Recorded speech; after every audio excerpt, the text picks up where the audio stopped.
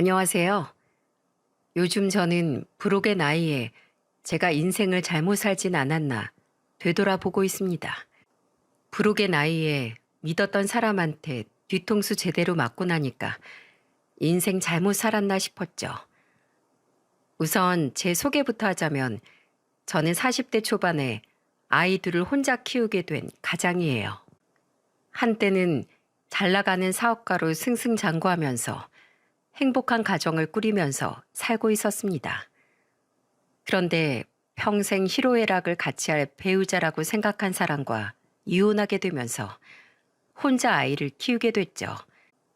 지금은 여러 일을 하느라 바빠서 아이 키우기가 힘들기도 하지만 차라리 마음 편한 지금이 훨씬 낫습니다. 사람이 일이 힘든 건 참아도 사람이 힘든 건 못 참는다는 말이 있지 않습니까? 그만큼 인생에 어떤 사람과 지내는지가 가장 중요하다는 생각이 듭니다. 이렇게 사연을 쓰게 된 것도 다 제 인생을 망친 두 사람 때문이죠. 세상에 무서울 게 없던 제가 지금은 사람을 제일 무서워하게 된 사연 좀 들어주세요. 저는 학교 다닐 때 반에서 반장도 할 만큼 친구들과 어울리기를 좋아했습니다. 충청북도의 한 지역에서 초중고를 모두 졸업한 저는 오래 알고 지낸 친구들도 많았죠. 지방이다 보니까 대부분 아는 친구들이었어요. 그래도 그 중에 가장 친했던 친구는 김용배라는 친구였습니다. 공부밖에 모르던 모범생인 친구라서 부모님도 좋아하셨죠. 학교가 끝나고 같이 집에 가면 엄마는 늘 용배를 보고 장난처럼 이런 말도 하셨어요. 이번에도 1등은 용배가 있다면서? 정말 대단하다. 우리 현석이도 같이 데리고 공부 좀 하고 그래. 얘 맨날 친구들이랑 몰려다니면서 놀기만 한다. 네, 현석이가 반장이라서 같은 반 친구들이 많이 따라서 그래요. 용배는 숫게 없던 성격이라서 누군가 칭찬하면 어색해했습니다. 저랑은 초등학교, 중학교에 이어 남녀공학이었던 고등학교까지 같은 학교에 다니게 됐어요. 그런데 저와 용배는 학교만 같이 졸업했던 게 아니었죠. 바로 1년 후배였던 여학생을 같이 짝사랑한 적도 있었습니다. 친구라 보는 눈도 비슷했던 건지 나중에 알고 정말 깜짝 놀랐어요. 제가 여자 후배에게 고백했다가 보기 좋게 차이고 난 뒤에 속상한 마음에 용배한테 털어놨었죠.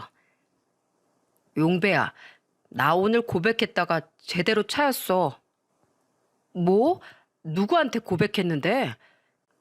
선도부에 있는 1학년 여자 후배 있잖아. 사실 나 걔 좋아했거든. 근데 오늘 고백했다가 제대로 차였어. 근데 너 뭘 그렇게 놀란 표정이야? 그런데 제 말을 들은 용배가 이상할 만큼 놀란 표정을 짓고 있었습니다. 그래서 저는 의아한 표정으로 용배한테 물어봤어요. 그랬더니 용배는 놀란 표정으로 저한테 이렇게 말했죠. 사실은 나도 엊그제 고백했다가 차였어. 뭐? 너 언제부터 좋아했던 거야? 무슨 이런 일이 다 있어. 와, 우리 둘이 같이 다니는 거 보면 걔가 속으로 비웃겠다. 그때 용배랑 고백했다 차인 이야기를 하다가 같은 여자를 좋아했다는 걸 알게 된 겁니다. 친한 친구라서 취향도 비슷했던 건지 그때는 기막힌 우연에 많이도 웃었어요. 그렇게 저와 용배는 서로 다른 대학교에 입학했지만 계속 연락하고 안부를 물으면서 지냈죠. 그 세월이 어느덧 30년쯤 되니까 서로 추억을 공유한 사이였습니다. 본격적으로 사회생활을 하다 보니까 30년 지기만 한 친구가 없더라고요. 힘든 일이 있으면 같이 술잔도 기울여주면서 서로의 길을 응원해주면서 지내는 사이였죠. 비록 서로 하는 일은 달랐지만 서로를 가장 잘 아는 든든한 친구였습니다. 그 후 30 중반의 나이에 저는 개인 사업을 하는 사업가였고 용배는 내과 의사로 살고 있었어요. 용배가 워낙 바빠서 자주 보진 못했지만 그래도 가끔씩 연락을 주고받았죠. 그러다 저는 명절이라 서울에서 혼자 고향에 내려갔습니다. 그때 저는 고향에서 정말 반가운 얼굴을 마주하게 됐어요. 바로 제 첫사랑이었던 같은 고등학교 여자 1살 후배였죠. 무슨 용기였는지 먼저 인사를 하고 연락처를 주고받았습니다. 알고 보니까 그 후배도 서울에서 근무하고 있었던 거예요. 그 후 연락을 하다가 서울에서 같이 밥을 먹게 됐죠. 막상 둘이 마주 앉으니까 너무 어색했습니다. 그런데 그걸 눈치챘는지 후배는 저한테 웃으면서 이런 말을 하더라고요. 오빤 하나도 안 변했네요. 어떻게 사나 궁금했는데 다시 만나서 진짜 반가워요. 너도 옛날이나 지금이나 예쁘네. 나도 다시 보니까 너무 반가워. 다시 만난 후배와 밥을 먹으면서 대화를 나누다 보니까 옛날 생각도 나고 즐거운 시간을 보냈죠. 그렇게 자주 만나다 보니까 연인 사이로 발전할 수 있었어요. 그때까지도 용배는 제가 연애를 한다는 것만 알고 상대가 누군지는 몰랐습니다. 그러다가 제가 결혼 준비를 하게 되면서 알게 됐죠. 정말 사람 인연이라는 게 있는 걸까요? 운명처럼 다시 만난 그녀를 용배에게 예비 신부로 소개하게 된 겁니다. 그때 용배는 정말 놀란 표정으로 저희 둘을 보다가 이내 부러운 목소리로 이런 말을 했어요. 와, 어떻게 둘이 다시 만난 거야? 난 현석이가 연애하고 있는 건 알았는데 너랑 연애하고 있는 줄은 꿈에도 몰랐어. 야, 임마. 이게 바로 운명이라는 거야. 현석이 넌 좋겠다. 사업도 승승장구하면서 이렇게 예쁜 신부도 생기고 이제 죽어도 여한이 없겠어. 너도 얼른 누구 좀 만나. 의사 선생님이 너무 일만 하는 거 아니야? 그러게 나도 만나야 하는데 영 인연이 닿질 않네. 용배는 그때 정말 부러워하면서 저희를 축하해줬죠. 그리고 저는 수많은 하객의 축복 속에 결혼식을 올렸습니다. 정말 세상을 다 가진 것처럼 행복했어요. 그리고 결혼 당시 저를 많이 부러워했던 용배도 곧 대기업 재직 중인 여자와 연애를 시작했죠. 그렇게 연애를 2년쯤 하더니 용배도 결혼하고 가정을 꾸렸습니다. 용배가 결혼하고 난 뒤 저희는 부부 모임을 자주 갖게 됐어요. 재수 씨가 성격이 쾌활해서 그런지 부부 모임 자리를 자주 만들었죠. 한 번은 부부 동반으로 캠핑하러 갔던 적이 있었습니다. 캠핑 장비를 설치하는데 재수 씨가 생각보다 척척 잘하는 거예요. 심지어 어설프게 준비하는 용배를 알려주기까지 했죠. 그리고 용배한테 이것저것 시키기까지 했습니다. 용배는 재수 씨의 말에 따라 분주하게 움직이고 있었어요. 그래서 저는 장난스럽게 재수 씨를 보면서 이렇게 말했죠. 재수 씨, 제 친구 너무 꽉 잡고 사는 거 아니에요? 여자 말 잘 들으면 자다가도 떡이 나온다는데 말 잘 들어야죠. 이래서 여자가 운동을 해야 한다니까요. 운동하셨어요? 어떤 거 하셨어요? 아, 저 학교 다닐 때 태권도 했었어요. 제가 그냥 회사원 같아도 태권도로 대회도 나갈 만큼 대단했다니까요. 우와, 진짜 멋있어요. 용배가 재수 씨 말이라면 껌뻑 죽는 이유가 있었네요. 알고 보니까 재수 씨는 학창 시절에 태권도를 했던 유단자였습니다. 그래서 그런지 용배가 재수 씨 말이라면 자동 반사처럼 빠르게 움직였어요. 평소 용배가 우유부단하고 숫기 없던 편이라 시원시원했던 재수 씨 성격과 잘 맞는다고 생각했죠. 그리고 워낙 재수 씨도 친화력이 좋아서 부부 동반으로 넷이 자주 모이게 됐습니다. 그러다 아내가 임신하게 되면서 모임은 점차 줄었어요. 한창 사업을 확장하던 시기라 바빴던 저는 아내한테 카드를 주고 편하게 쓸 수 있게 했었죠. 그때 저는 아내한테 카드를 주면서 이렇게 말했습니다. 내가 요즘 너무 바빠서 많이 못 챙겨줘서 미안해. 대신 이 카드로 먹고 싶은 거 고민하지 말고 다 먹어. 정말? 당신 요즘 바빠서 정신없을 텐데 나 혼자서 어떻게 먹어? 에이, 뱃속에 우리 아이랑 먹는 건데 뭘. 내가 같이 못 있어줘서 미안하지. 난 괜찮으니까 편하게 먹어. 여보, 정말 고마워. 그럼 나 이걸로 갖고 싶은 것도 사도 괜찮은 거야? 한도가 얼마야? 당연하지. 근데 갖고 싶은 게 뭐길래 한도까지 물어봐? 아니, 그냥 물어본 거지. 여보, 정말 고마워. 나 진짜 알뜰하게 잘 쓸게. 카드를 주자 아내는 행복한 얼굴로 고맙다고 했어요. 그때는 아내의 그런 모습을 보면서 뿌듯하기만 했죠. 바빠서 힘들긴 했는데 사랑하는 아내가 쓰는 돈이었는데 아까울 리가 있겠습니까? 게다가 그때만 해도 아내 씀씀이가 그렇게 큰 편도 아니었습니다. 그런데 제가 사업을 확장하면서 매출이 늘어나자 아내는 점점 과소비하기 시작했죠. 한 번은 정말 어이없던 일도 있었어요. 한창 회의로 바빴는데 백화점에서 결제 문자가 계속해서 오길래 아내한테 급하게 전화했습니다. 그리고 놀란 목소리로 물었죠. 여보, 혹시 카드 분실한 거 아니야? 지금 백화점에서 결제 문자가 계속 날라오고 있어. 아, 나 지금 백화점이야. 오늘 친구 만나서 쇼핑하기로 했거든. 여보, 임신해서 피곤할 텐데 백화점에 몇 시간을 있는 거야? 하나도 안 피곤해.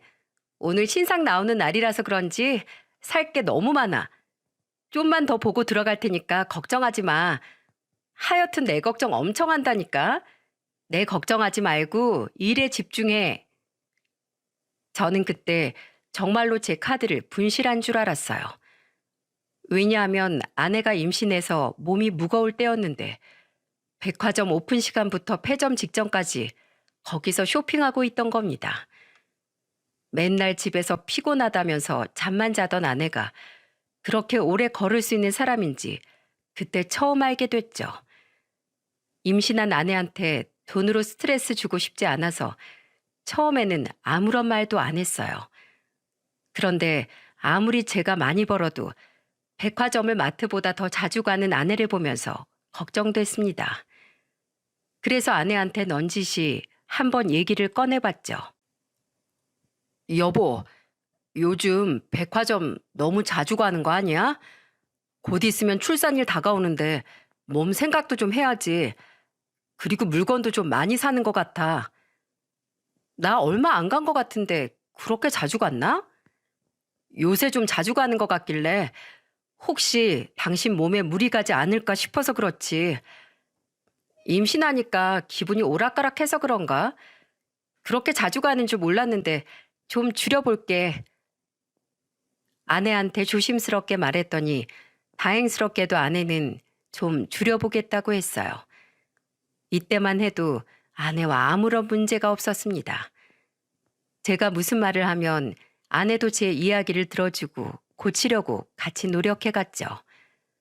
그래서 저와 아내는 첫째 아들과 둘째 딸까지 낳고 잘 살고 있었어요. 심지어 아내는 요리 솜씨도 좋아서 늘 집에서 국까지 끓여서 밥상을 차리기도 했습니다. 그래서 저는 늘 밥에 국까지 차리는 아내한테 걱정스럽게 말했죠. 여보, 매번 이렇게 차리는 거 힘들지 않아?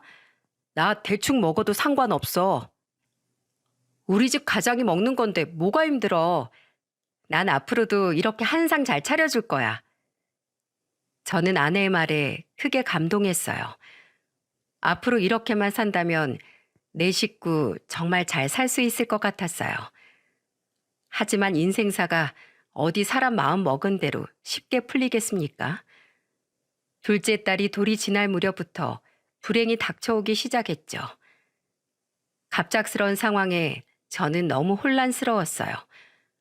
몸이 2개라도 모자랄 만큼 바쁜 시기였는데 아내는 그런 저를 못마땅해 하기 시작했습니다. 그때 제가 원래 아내한테 보내던 생활비에 절반도 못 보내서 아내는 더 예민해졌죠. 야근까지 하고 집에 가면 아내는 거실에서 팔짱을 낀 채 잔뜩 화가 난 얼굴로 저를 기다리고 있었어요. 그리고는 저를 노려보면서 이렇게 말했습니다. 지난달에도 그러더니 생활비가 이게 뭐야? 이걸로 지금 내 식구 생활이 될 거라고 생각해? 지금 회사 사정 어려운 거 알잖아. 당신이 그동안 모아둔 돈으로 좀 생활하고 있어줘. 나도 정말 힘들다. 모아둔 돈이 어딨어. 난 당신이 모아두고 있을 줄 알았지. 그러면 그동안 그 돈을 다 생각 없이 쓰고 있었단 말이야? 당신 정말 주부 맞아? 그러는 당신은 이제 돈도 못 벌어오는데 가장 대접 바라는 거야? 저는 아내의 경제 개념에 뒤로 넘어가는 줄 알았죠. 그동안 집안 살림을 전적으로 아내한테 맡겨놓고 저는 오로지 일만 하고 살았어요. 가끔 따로 저축하고 있냐고 물어보면 잘 하고 있다면서 아내가 대답까지 했었습니다. 그런데 이제 와서 돈이 한 푼도 없다니까 정말 기가 막힐 노릇이었죠. 그래서 저는 너무 화가 나서 아내한테 화를 내며 말했어요. 내가 그동안 가장 노릇하면서 번 돈으로 산 명품들 팔아서 생활비 보태. 어차피 내 돈으로 샀는데 그거 팔면 되겠네. 아내는 제 말에 황당한 표정을 짓고는 말문이 막혔는지 아무 말도 못했습니다.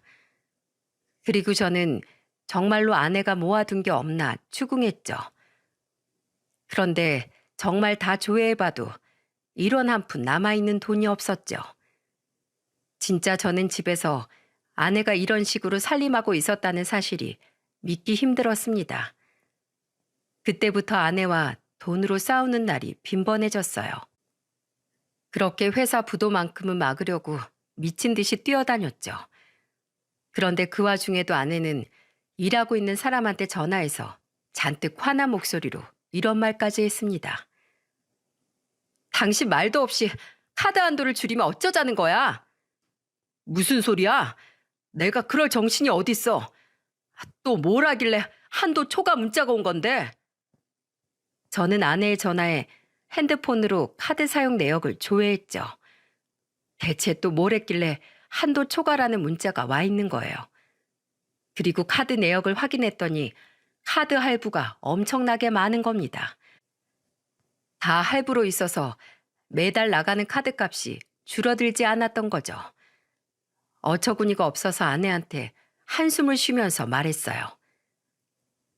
당신 뭐 어디 미인 대회라도 나가? 대체 피부과랑 마사지 안 하러 다니는 게 없어.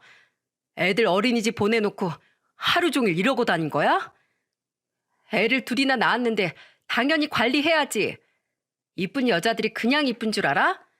머리부터 발끝까지 다 돈이라고 돈. 내가 어려우면 당신도 나가서 돈 벌 생각을 하던지, 당신이 쓴 거니까 나가서 알바를 하던지 가진 거 다 팔아서라도 해결해.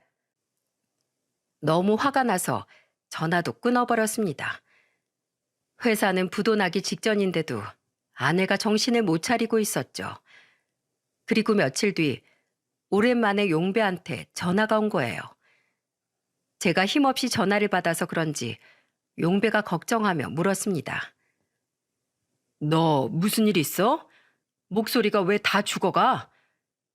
요새 사업이 어려워져서 며칠 일만 했더니 힘이 하나도 없네. 사업이 어렵다고? 왜? 열심히 한다고 하는데 영 안 풀리네.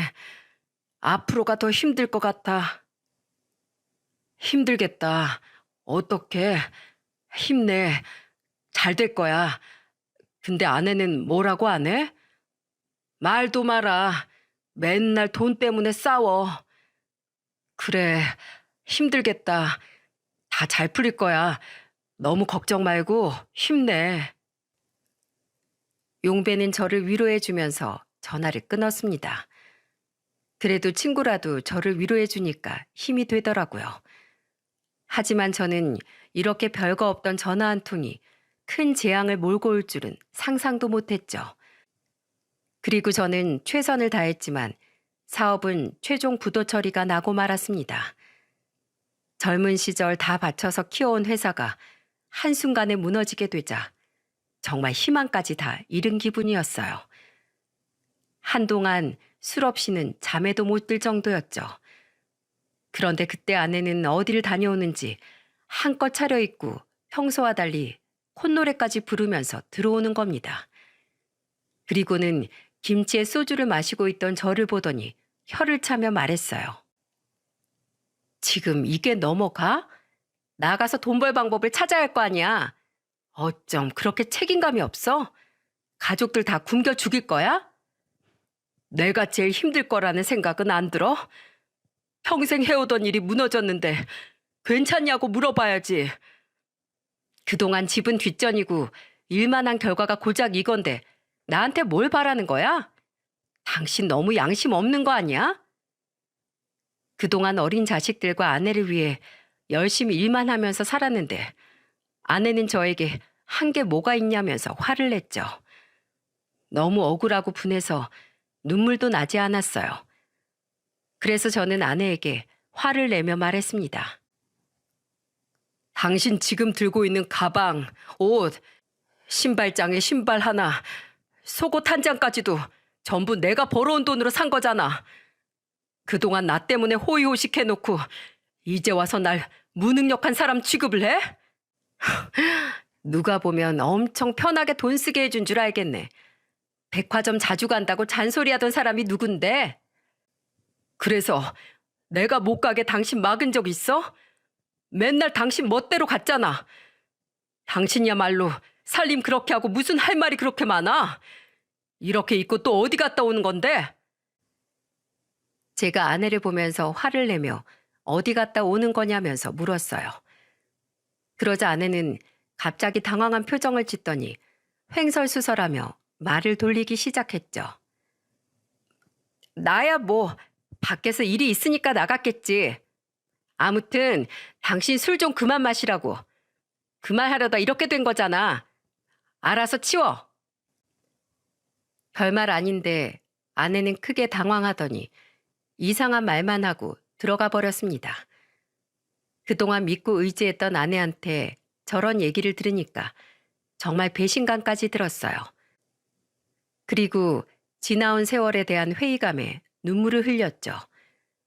그런데 그걸 큰아들이 봤는지 저한테 조용히 다가오더니 작은 손으로 제 얼굴을 닦아주면서 말했습니다. 아빠, 울지 마세요. 힘내세요. 내가 밥 한 그릇만 먹을게요. 아니야, 우리 아들 밥 많이 먹어야지. 그래야 아빠만큼 크지. 아무 걱정 말고 먹고 싶은 거 마음껏 먹어. 저는 아들의 갑작스런 행동에 아들을 끌어안았어요.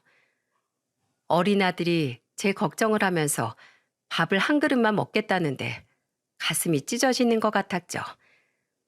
그래서 그때부터 돈이 되는 일이라면 앞뒤 가릴 것도 없이 무조건 하기 시작했습니다. 물류센터부터 택배 상하차 아르바이트까지 그때 안 해본 일이 없었어요. 그런데 사무실에서만 일하다 갑자기 몸을 쓰면서 일하다 보니까 몸살이 났었죠. 그래서 출근도 못하고 식은땀을 흘리면서 누워있는데 마침 아내가 외출 준비를 하고 있길래 힘겹게 부탁을 했습니다. 여보, 나 약 좀 사다 줘. 머리가 너무 아파. 아, 뭐야? 나 바빠 죽겠는데 약은 좀 알아서 사다 먹어. 그리고 이제 몸뚱이 하나 남은 사람이 그렇게 빌빌거려서 어떡하려고 그래? 내가 놀다 왔어? 나 일하다 온 거잖아. 당신이야말로 요새 밖에서 놀러 다니는 거 아니야? 맨날 뭐가 그렇게 바쁜데. 당신한테 땀 냄새가 너무 많이 나서 같이 있을 수가 없어. 그래서 억지로 나가는 거야. 나도 집에 있고 싶은데 당신 때문에 나가는 거라고. 알겠어? 그리고 다음 주에 보험비랑 이것저것 나갈 거 많으니까 나 돈 좀 줘. 아파서 누워있는 저한테 또 돈을 달라며 손 내미는 아내를 보니까 소름이 돋았죠. 그래서 저는 아내한테 버럭 소리를 지르면서 말했어요. 그걸 왜 당신이 관리해? 그리고 급한 돈이면 당신이 구해. 뭐? 날 그렇게 못 믿어? 그래. 그럼 통장 줄 테니까 직접 해봐. 말처럼 그게 쉽나 한번 해보라고. 아내는 한숨을 푹푹 내쉬면서 나가버렸습니다. 저는 그때 잠시 쉬면서 골똘히 생각해보다가 큰 결심을 하게 됐죠. 바로 아내 가방을 전부 중고 매장에 팔아버리기로 했어요. 대체 그동안 얼마나 샀는지 옷장 한가득 가방이 있었죠. 아내가 오기 전에 그걸 전부 차에 싣고 가서 다 팔았더니 돈이 얼마나 됐는 줄 아십니까? 글쎄, 석 달치 생활비나 생긴 거예요. 진짜 그동안 제 돈으로 마음껏 사치를 부리고 살았던 겁니다. 이러면서 저한테는 자기도 힘들다고 죽는 소리를 한 거죠. 그리고 저는 어린이집에서 하원하는 아이들을 데리고 가서 오랜만에 외식까지 했어요. 오랜만에 잘 먹는 아이들을 보니까 너무 뿌듯했습니다. 그리고 그날 저녁 아내는 텅 빈 옷장을 봤는지 아이들과 들어오는 저한테 화를 내며 소리쳤죠.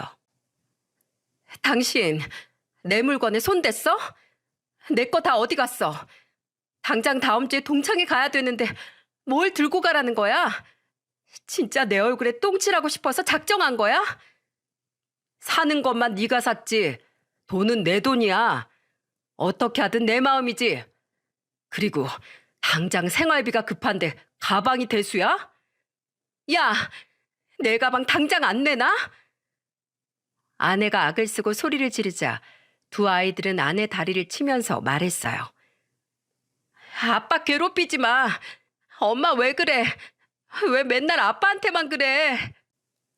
아이들은 저와 아내 사이에서 싸움을 말리고 있었죠. 그러자 아내는 아이들한테도 소리를 지르려고 하는 거예요. 그래서 아이들을 뒤로 숨기면서 아내를 보고 소리쳤습니다. 그만 못해? 왜 애들한테 난리야? 당신 앞으로 한 번만 더 집에서 소리 지르면 집 나갈 생각해. 그러자 아내는 저를 노려보더니 방으로 들어가서 오열하기 시작했죠. 그때 저는 아이들을 부모님 댁에 맡겨야만 했어요. 매일같이 싸우는 바람에 더 이상 아이들까지 상처받게 하고 싶지 않았습니다. 그런데 아내는 아이들이 집에 없는데도 찾지도 않는 거 있죠? 그놈의 가방 내다 팔았을 때는 아주 난리가 났었는데 자기 자식들이 안 보이는데도 안 묻는 거예요.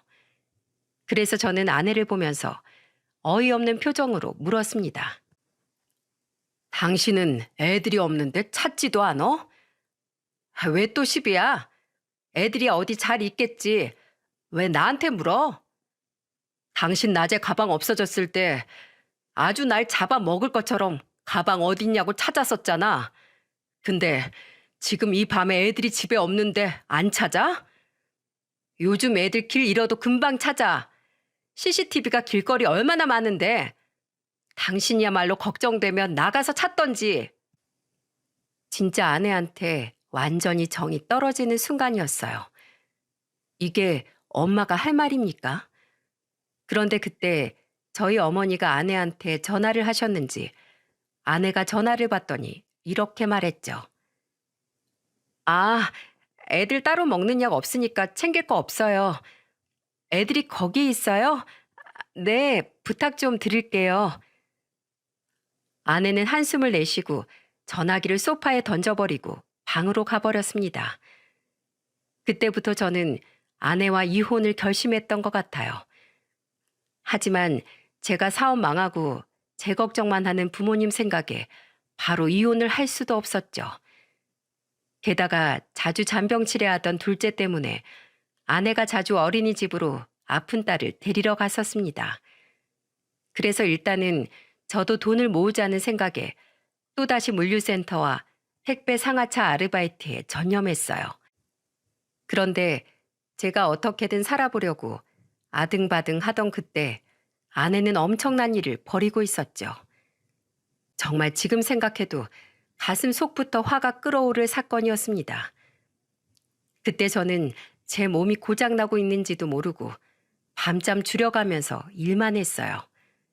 그런데 일을 하던 중 갑자기 머리가 깨질 듯한 두통에 저는 주저앉아 버렸죠. 그리고 저는 그대로 정신을 잃고 말았어요. 사람들이 저를 보고 달려오는 소리까진 들렸는데 그 후 정신을 차리고 보니 병실이었습니다. 그리고 제 옆에서 부모님과 여동생이 있었죠. 어머니는 저를 보자마자 울면서 말하셨어요. 아이고, 내 새끼. 힘들면 엄마한테 말을 해야지. 이 지경이 되도록 뭐 한 거야? 엄마가 얼마나 놀랬는 줄 알아? 저는 괜찮다고 말하려 했는데 말이 나오질 않았습니다. 알고 보니까 저는 그때 뇌출혈로 쓰러져서 수술 후 언어장애가 와서 말이 잘 나오질 않았어요. 그리고 편측 마비가 동반되어서 몸도 잘 움직일 수 없었죠. 그런 저를 보더니 일단 안정을 취하라면서 저를 다독였습니다. 그리고 잠시 뒤 여동생이 아이들을 데리고 병실로 들어왔죠. 그때 애들이 저를 보고 침대에 매달려 울면서 말했어요.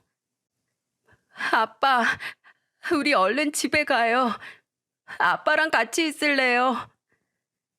아이들을 안아주고 싶어도 안아주지 못하는 현실이 두렵기까지 했습니다. 이대로 쓸모없는 사람이 될 것 같았죠. 그런데 그때 아내는 뭐 하고 있었는 줄 아십니까? 뒤에서 휴대폰만 보고 있었어요. 그래도 한때 사랑해서 결혼했는데 어쩜 저렇게 남보다 못한 사이가 됐을까 싶었죠. 그런데 그때 여동생이 제 표정을 봤는지 아내를 보면서 이렇게 말했습니다.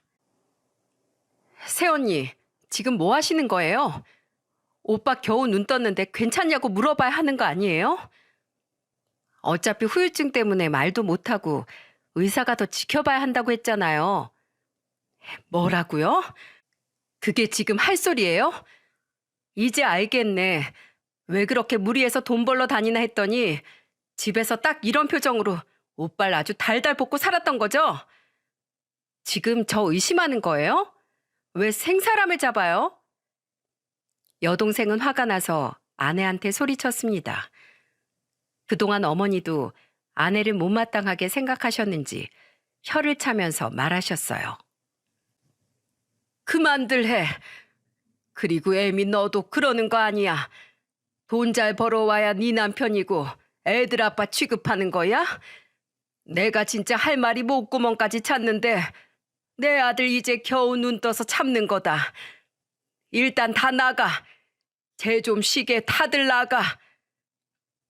그러더니 어머니는 제가 쉴 수 있게 모두 데리고 나갔죠. 저는 소리를 지르면서 울고 목 놓아 울고 싶은 심정이었어요. 그리고 잠시 뒤 저는 잠에 들었습니다. 한참을 잤던 것 같은데 침대 옆에서 부스럭거리는 소리와 웃음소리가 들렸죠. 조심스럽게 눈을 떴는데 아내와 용배가 팔짱을 끼고 서 있는 게 보이는 게 아니겠어요? 저는 너무 놀라서 눈을 질끈 감아버렸습니다. 말도 잘 안 나오고 몸도 마음대로 안 움직여지는데 제가 뭘 할 수 있었겠습니까? 결국 저는 두 사람이 하는 대화를 고스란히 듣게 됐죠. 그런데 두 사람의 대화는 정말 충격적이었어요. 아내가 용배와 팔짱을 낀 채 침대 가까이로 걸어오는 발소리가 들렸어요. 그리고는 아내가 저를 보며 비웃으며 말했죠. 용배 씨, 저 사람 버릴 테니까 책임질 거죠? 어차피 이 사람 우리 서로 만나고 있는 거 몰라요. 바보같이. 퇴원하면 바로 이혼할 테니까 오빠도 이혼하고 우리 새 살림 차려요. 얘 학교 다닐 때부터 눈치 더럽게 없더니 아직도 그래? 진짜 사람 한결같네. 난 얘랑 다니기 싫은데 얘가 들러붙어가지고 엄청 힘들었잖아. 너도 이제 이런 모질이랑 그만 살고 나 만나서 팔자 한번 제대로 펴.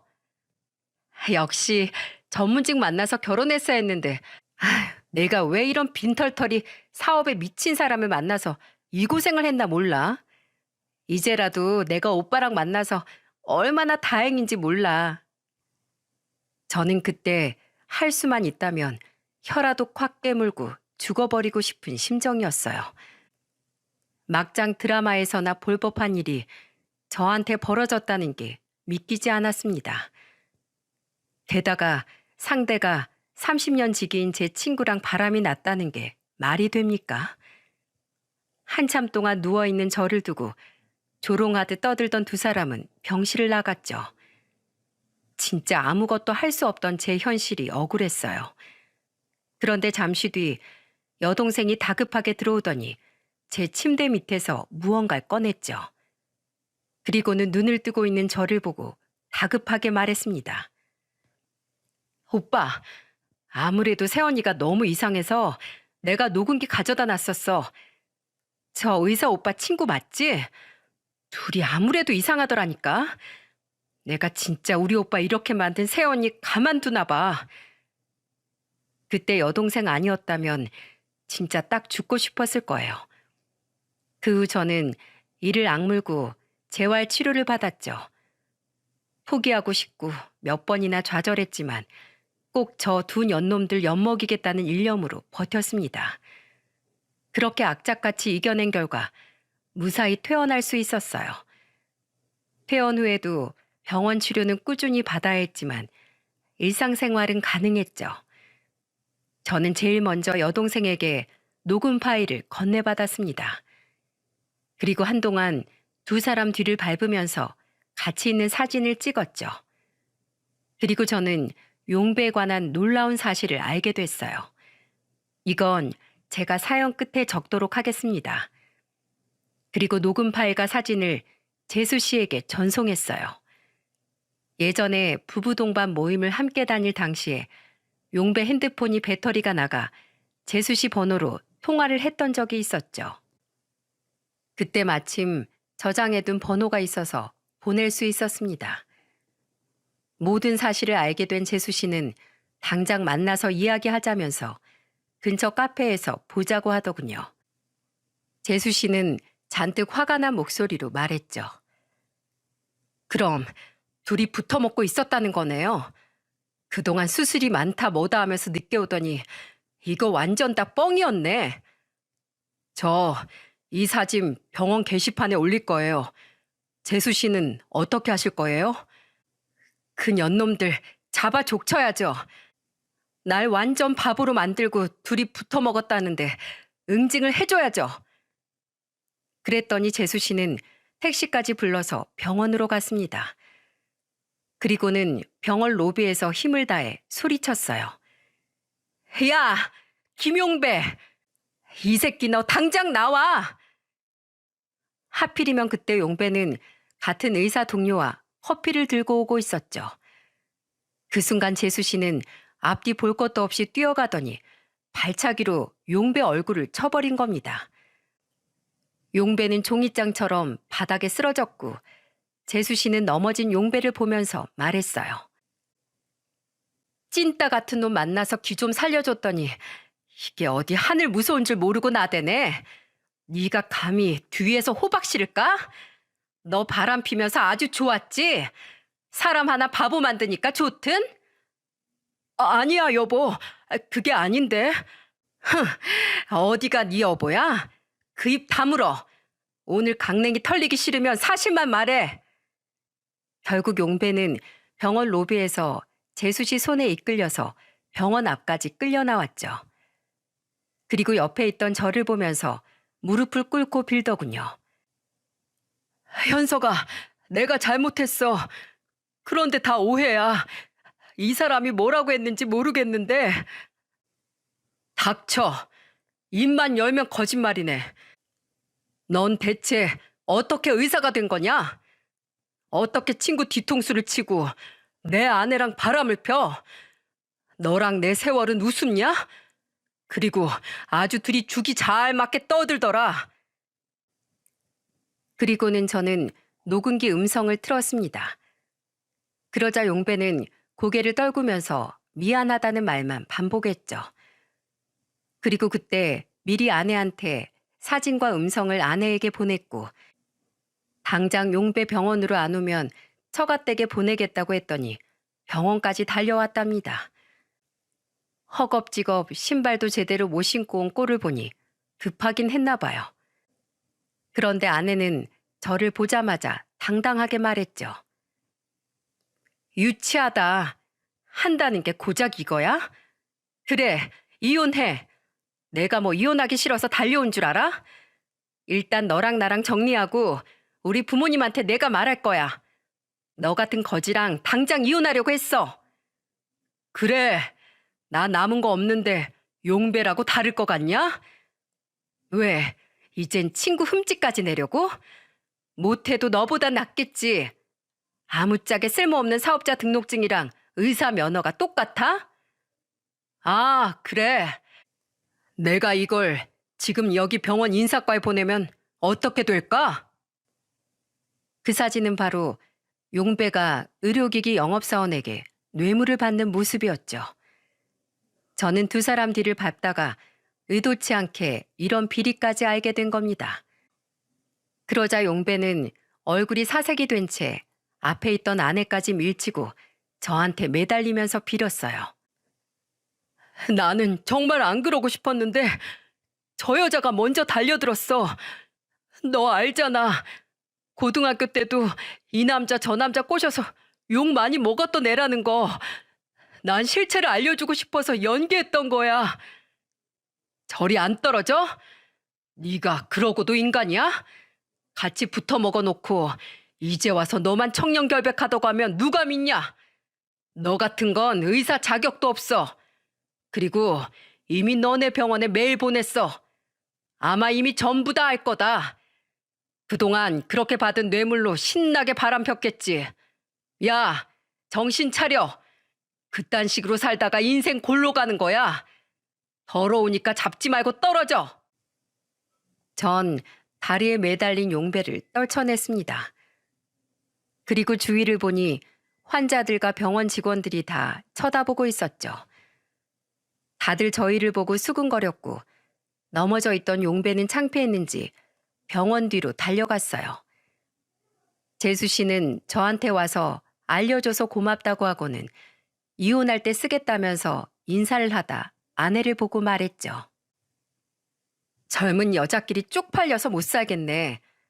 남편을 살아보겠다고 밤낮 없이 뛰어다니는데 다 알면서 바람을 펴? 당신 인생에 저런 남자 다시는 없을 거야. 내가 너 같은 여자 보면 사이즈 딱 나와서 알거든? 자기 능력은 개뿔 없으면서 남자한테 기생해서 살려는 기생충 같은 년들 딱 질색이야. 네 뺨이라도 한 대 치고 싶은데 내 손 더러워지기 싫어서 참는 거야. 위자료 마련할 준비나 해. 내가 너 소송으로 아주 조져놓을 거니까. 재수 씨의 말에 아내는 망연자실한 채 주저앉아 버렸어요. 그러더니 저를 보고 오열하면서 말했습니다. 여보, 미안해. 내가 미쳤었나 봐. 나 정말 힘들어서 그랬어. 기댈 곳이 필요했다고. 정말이야. 나 좀 이해해줘. 여자들 한 달에 한 번씩 기분 널뛰고 그러잖아. 재수 씨 말 못 들었어? 같은 여자끼리 쪽팔리다잖아. 어딜 거기다 묶어? 그리고 기댈 곳이 필요했다고? 나는 안 그랬을까? 가장 힘든 순간에 날 제일 비참하게 벼랑까지 모은 사람이 너야. 그런데 널 이해해달라고? 죽었다 깨어나도 넌 절대 용서 못해. 그러니까 이제부터 내가 너한테 무슨 짓을 하는지 꼭 똑똑히 지켜봐. 아, 그리고 집에 있는 네 짐, 내 동생이 전부 빼서 시골에 있는 네 친정으로 보냈으니까 집으로도 오지 마. 알겠냐? 애들한테 너 같은 엄마 필요 없으니까 제발 사라져. 아내는 제 말에 끝까지 매달리면서 쫓아왔죠. 하지만 저는 아내 손을 뿌리치면서 바로 변호사 사무실로 향했습니다. 모든 증거를 넘기고 바로 소송을 준비했어요. 그동안 여동생이 저를 도와준 덕분에 모든 게 일사천리였죠. 이제는 더 지체할 생각도 없어서 아내한테 이혼 소송을 걸고 용배놈한테 상간남 소송을 걸었습니다. 그렇게 하고 나니까 10년 묵은 채증이 내려가는 것 같았어요. 솔직히 지금이야 지나서 속이 시원하지 그때는 정말 똥 밟은 기분이었죠. 그 후 저는 아내에게 위자료를 받고 이혼하면서 양육권도 받아왔습니다. 아내가 경제적 능력이 없어서 저한테 넘길 수밖에 없었죠. 그런데 능력은 핑계고 사실 아이들한테 관심도 없어 보였어요. 그 후 용배는 어떻게 됐는 줄 아십니까? 병원에서 징계를 받고 여기저기서 조사를 받다 결국 잘렸습니다. 그렇게 의사라고 거들먹거리고 다니더니 알고 보니까 의료사고로 수술도 못한 지 꽤 된 의사였던 거예요. 그동안 진료만 보고 있으면서 매일 수술하느라 바쁘다고 재수 씨를 속여온 거죠. 진짜 저는 사람이 이렇게 무섭다는 걸 그때 알았네요. 정말 사람 착하게 보인다고 정말 뼛속까지 착한 건 아니더군요. 그 후 아내는 저한테 몇 번이나 전화하고 찾아오기까지 하길래 아예 부모님 댁으로 이사를 갔죠. 심지어 애들이 엄마도 안 찾고 이사 간다고 좋아하기까지 했답니다. 아이들은 거짓말 못한다고 하잖아요. 큰아들이 저를 보고 이런 말까지 했죠. 아빠, 이제 엄마 없으니까 행복하죠? 나는 아빠가 웃고 있어서 너무너무 좋아요. 아들은 제가 웃기만 해도 좋다고 말했습니다. 진짜 이래서 힘들어도 자식을 키우고 사나 봐요. 지금은 부모님과 같이 아이들을 키우면서 살고 있죠. 앞으로는 아이들만 보면서 살려고 더 열심히 일하고 지내고 있습니다. 저는 굶어도 애들은 잘 키우고 싶네요. 그래도 상처와 충격이 컸는지 여전히 사람을 못 믿겠다는 마음이 크죠. 아무리 좋은 사람이라고 해도 계속 의심부터 하게 됩니다. 돌다리도 두드려보고 건넌다는데 차라리 의심하면서 사는 게 낫다 싶네요. 그러니 여러분들도 모두 사람 조심하십시오. 지내보니 돈보다 더 무서운 게 사람이네요. 저는 너무 뼈저린 고통 속에 알게 됐지만 여러분들은 모두 무탈하기만을 바라겠습니다. 모두들 들어주셔서 감사합니다. 건강하세요.